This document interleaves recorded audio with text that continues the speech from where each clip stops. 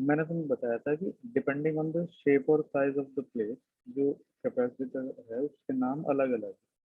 पहले हम लोग दो flat metal conducting plate use कर रहे थे, तो उसको हमने पैरेलल प्लेट कैपेसिटर कहा। यहाँ पे क्या करेंगे, अपने पास में दो स्फेरिकल कॉन्सेंट्रिक स्फीयर होंगे। इनमें से एक को हम चार्ज देंगे, दूसरे को से कनेक्ट कर देंगे। तो यहाँ जो स्ट्रक्चर बनेगा वो स्फेरिकल कैपेसिटर होगा।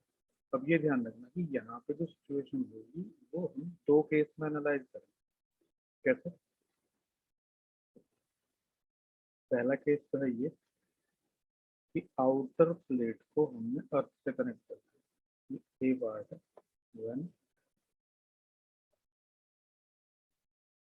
Outer plate is connected to earth. तो इसकी रेडियस ए है और इसकी रेडियस बी है। इसमें हम क्या करेंगे कि अंदर वाले को चार्ज करेंगे। ये ध्यान रख लेना, जो अर्थ से कनेक्टेड है उसको कभी चार्ज नहीं करेंगे, तो उसको तो कितना ही चार्ज देगा सब न्यूट्रल हो जाएगा। तो अब ये देखो कि अगर हमने इसको चार्ज दिया है क्यू, तो इससे क्या होगा कि बाहर वाली जो प्लेट है उसके ऊपर इंडक्शन होगा।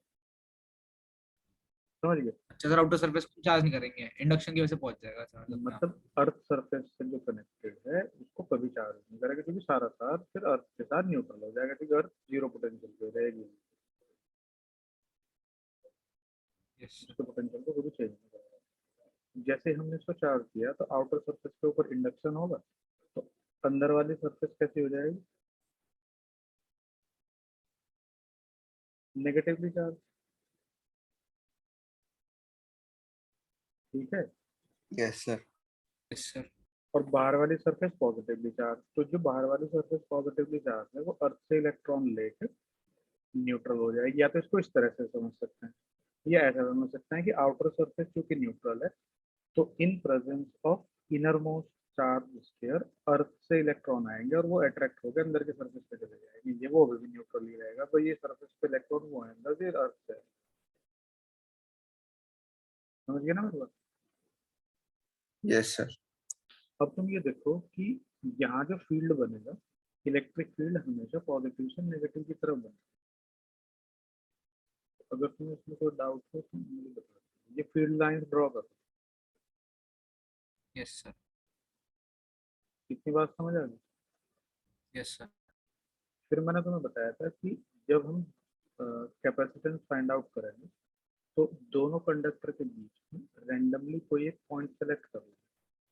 जब रैंडमली कोई एक पॉइंट सेलेक्ट करेंगे तो हमने मान लो ये पॉइंट सेलेक्ट कर लिया पी, जो यहाँ से आर डिस्टेंस दूर है। तो इस पॉइंट के ऊपर हम इलेक्ट्रिक फील्ड इंटेंसिटी कैलकुलेट करेंगे। तो ई पी। अब देखो ध्यान से, चूंकि जो पॉइंट पी है वो ब्लू इनर स्फीयर के तो बाहर है और रेड आउटर स्फीयर के अंदर है। Yes sir. तो आउटर स्फीयर की वजह से उसके अंदर इंटेंसिटी जीरो होती है, तो यानी कि रेड स्फीयर की वजह से पी के ऊपर इंटेंसिटी जीरो है। और जीरो। स्फीयर के लिए जब आउटसाइड पॉइंट होता है तो उसके टोटल चार्ज को एज पॉइंट चार्ज कॉन्सेंट्रेटेड मान लेते हैं सेंटर पे। तो यहाँ जो इंटेंसिटी होगी वो सिर्फ इनर मोस्ट स्फीयर की वजह से होगी, और उसकी जो वैल्यू है वो ये होगी। यहाँ तक कोई डाउट हो तो किसी को बता। No sir. dv equal to minus P dot D R मैंने ये कहा था, फिर इसके बाद ये रिलेशन यूज कर लेंगे। ई कितना रखते हैं? 1/4 pi epsilon not Q upon R square.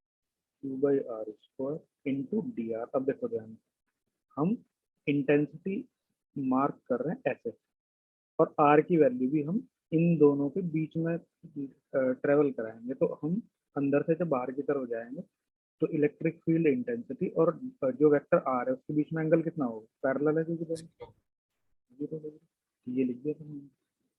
तो यहाँ से जो डीवी होगा वो होगा minus 1/4 pi epsilon Q D R upon R square. अंदर वाली सरफेस का पोटेंशियल V है, बाहर वाली सरफेस का पोटेंशियल 0 है क्योंकि वो अर्थ से कनेक्टेड है। 0। और R की वैल्यू अंदर वाली सरफेस के लिए A है और बाहर वाली सरफेस के लिए B। ठीक है ना, यस सर। कोई प्रॉब्लम तो नहीं है। No sir. No, sir. Left side में देखो सॉल्व करेंगे तो क्या आएगा, माइनस वी आएगा क्योंकि इसका पोटेंशियल डीवी का इंटीग्रेशन वी होगा, upper limit 0 minus lower limit left side में तो माइनस वी आएगा, वो इस माइनस से कैंसिल हो जाएगा। ठीक है, यस सर।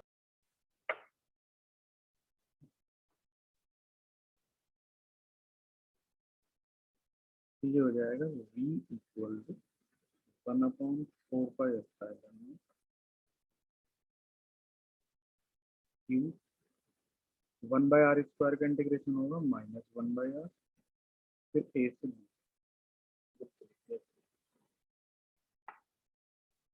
ठीक है, ये हो गया v इक्वल टू 1/4 एप्सिलॉन क्यू, ये होगा 1/b माइनस 1/a। जब इस माइनस साइन का यूज करूंगा तो ये हो जाएगा 1/a माइनस 1/, फिर एलसीएम लूंगा 1/4 एप्सिलॉन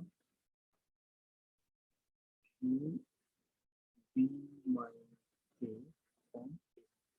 अब तुम्हें मैंने कहा था कि जब हम कैपेसिटेंस फाइंड आउट करेंगे तो ये होगी charge, magnitude of charge on either plate upon potential difference between the two plate, यही तो होगा।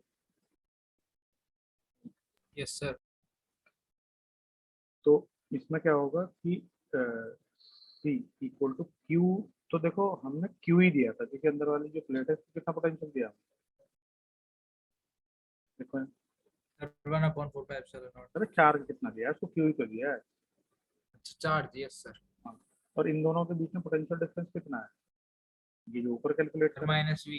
तो Q upon V, Q upon V देखो जरा क्या होगा, 4 pi epsilon not A B upon B minus A तो होगा।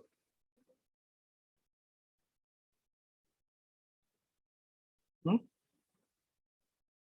बताओ। एक मिनट सर। अरे भाई ये v इसके नीचे चला गया, बाकी सारी टर्म लेफ्ट साइड में चली गई। यस सर, यही होगा। तो ये स्फेरिकल प्लेट, स्फेरिकल कंडक्टर से कंस्ट्रक्टेड किसी कैपेसिटर की कैपेसिटेंस है जिसकी आउटर सरफेस अर्थ से कनेक्टेड है। समझ आ गई। Yes sir. अब हम क्या करेंगे कि ये थोड़ा कॉम्प्लिकेटेड ऐसा केस है, इसको थोड़ा ध्यान से देखना। अब की बार हम इनर मोस्ट सरफेस को कनेक्ट करेंगे अर्थ से।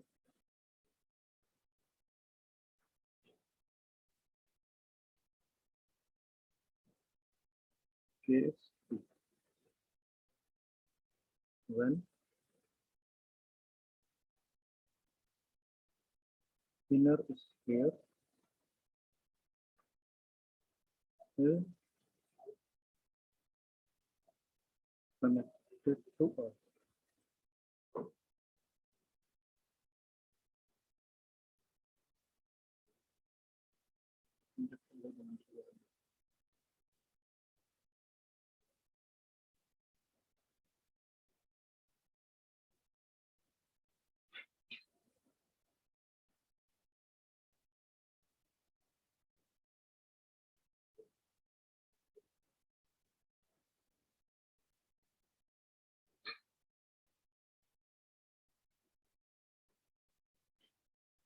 ये दो स्फेरिकल कंडक्टर जिसमें से एक की रेडियस है ए, एक की रेडियस है बी।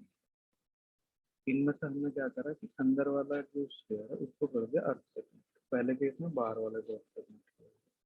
अब यहाँ इसको चार्ज देंगे क्यू, तो ये क्या होगा कि इसको चार्ज देने से सामने चूंकि अर्थ से कनेक्टेड एक स्फेयर है तो यहाँ अर्थ की वजह से कुछ इलेक्ट्रॉन्स आ जाए। Yes sir. तो मान लो कि यहाँ पे चार्ज आया -q1, सामने वाले पे चूंकि इक्वल और अपोजिट चार्ज, प्लस। तो यहाँ +q1 हो गया। तो बाहर वाली सरफेस को मान लो q2, आउटर सरफेस को तुमने टोटल चार्ज दिया कितना है q, तो वो आउटर और इनर सरफेस के ऊपर डिस्ट्रीब्यूट हो गया एज q1 और q2। इनर और आउटर को डिस्ट्रीब्यूट हो गया Q1 और Q2, ठीक है। Yes sir. अब फिर इसके बाद हमने क्या करना है कि दोनों प्लेट्स के बीच में एक पॉइंट सेलेक्ट कर लेंगे, मान लो यहाँ पे सेलेक्ट कर लिया point P at a distance r, इसके ऊपर इलेक्ट्रिक फील्ड इंटेंसिटी कैलकुलेट करेंगे। अब तुम जरा ध्यान से एक चीज देखो पहले कि यहाँ जो इलेक्ट्रिक फील्ड है वो पॉजिटिव से नेगेटिव की तरफ है, ऐसे अंदर की तरफ होगा नहीं होगा? Yes sir. इन सब चीजों का थोड़ा ध्यान रखना पड़ेगा। सर तो इस बार एंगल 180 हो जाएगा। हाँ, इस बार जब हम वेक्टर r और इसके बीच में एंगल देखेंगे तो वो 180 हो जाएगा। अब देखो यहाँ यहाँ पे जो ये है, मतलब आउटर सरफेस की वजह से तो पोटेंशियल इंटेंसिटी जीरो होगी, इनर की वजह से होगी। तो ईपी कितना होगा 1/4 पाई एप्सिलॉन नॉट Q1/r²। पहले तो ये बता दो, ये बात समझ आई या नहीं,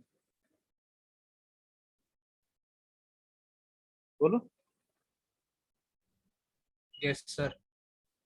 अब क्या होगा कि Q1 तुम्हारे लिए अननोन, तुम्हारे पास क्या नोन है, तुम्हारे पास आउटर स्फीयर को गिवन चार्ज Q नोन, सही है ना। Yes sir.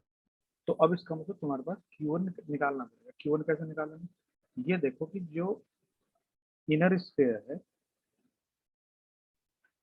अब ध्यान से देखना, ये वाली लाइन इंपॉर्टेंट है काफी।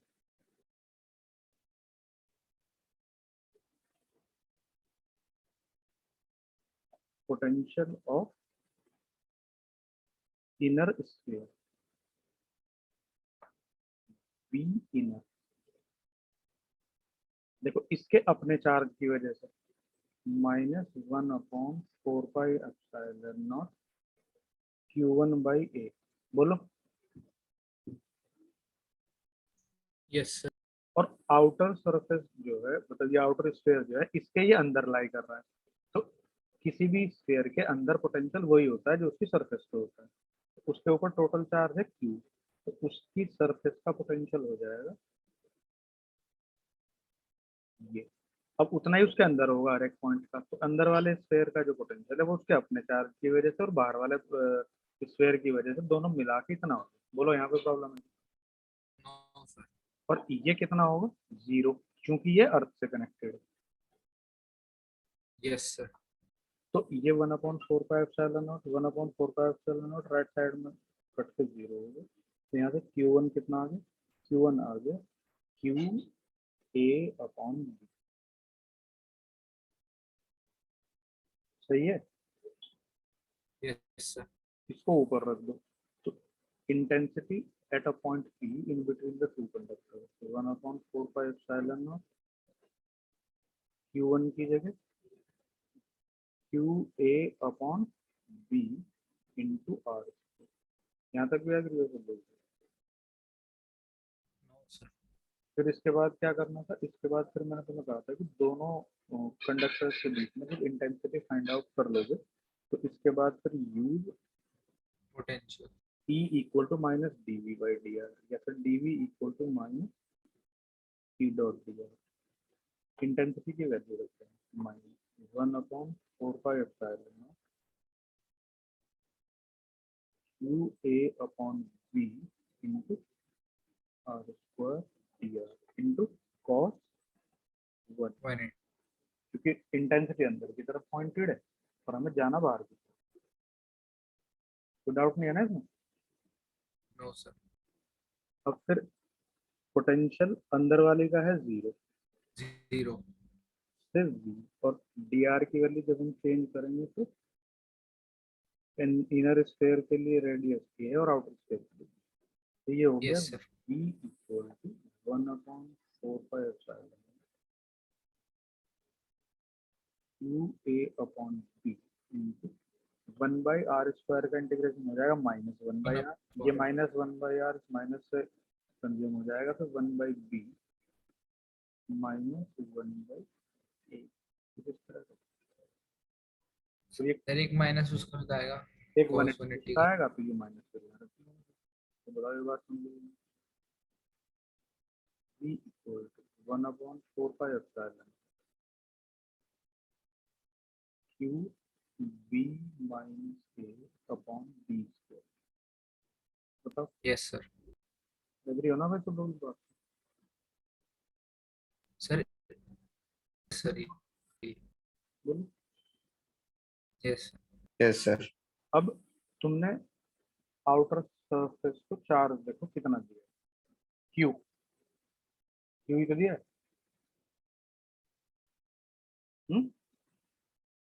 Yes sir. तो इसकी जो कैपेसिटेंस होगी C equal to Q by V. तो C इक्वल टू यहाँ पे क्यू बाई वी कितना है, 4 पाई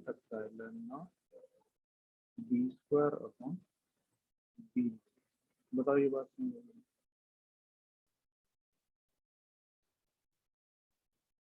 यस सर। अब तुम दूसरे वाले को देखो, वहां पे है 4 pi A B upon B minus, यहाँ पे है 4 pi B square upon B minus. तो वहाँ ए बी है, यहाँ बी स्क्वायर। तो बी स्क्वायर तो ये बड़ा है ना ए बी से, बाकी सारी टर्म्स देखी तो यस। नहीं समझ। इनर का कैपेसिटेंस ज्यादा है। हाँ, तो जब हम इनर सरफेस को कनेक्ट करेंगे अर्थ से, तो तब हमें ज्यादा कैपेसिटेंस मिलेगी एज कम्पेयर टू जब आउटर सरफेस को कनेक्ट। Yes sir. ये बात समझ आ गई भैया? Yes, sir. आज तुम इसको कॉपी कर दो, फिर अब इसमें बस कल कल का एक लेक्चर रह गया, फिर उसके बाद सीरीज पैरेलल प्रूविंग है। तो उसके बाद मेरे पास ऑलमोस्ट शायद लेक्चर भी हैं इससे, और फिर अब ऑफलाइन कर लिया करेंगे कल की क्लास करके। तो अगर जरूरत पड़ेगी तो मैं फिर ऑनलाइन में भेज दिया करूँगा। Okay, sir. ठीक है, यहाँ तक कॉपी कर लेना, इसके आगे तक जहाँ सीरीज पैरेलल प्रूविंग का है थोड़ा अब आगे। सर हाँ बोलो। उसमें सर मैं देख रहा था नोट्स में लॉग में ला रखा सर। अरे वो अगले का है, सिलेंड्रिकल का है। सर इसी पार्ट में था। बच्चे सिलेंड्रिकल का चेक करके देखो। यस सर, वो 12 के बाद सीधा 16 पेज। अच्छा अच्छा, ठीक है, पेज नहीं देखता था सर। पेज नंबर में सीधे का डाल के भेजता हूँ, फिर तुम सीक्वेंस में कॉपी। हाँ सर, वो अगला पेज ना 12 के बाद सीधा 16 आ रहा है, वो ध्यान नहीं गया जल्दीबाजी में। ठीक है सर, ठीक है।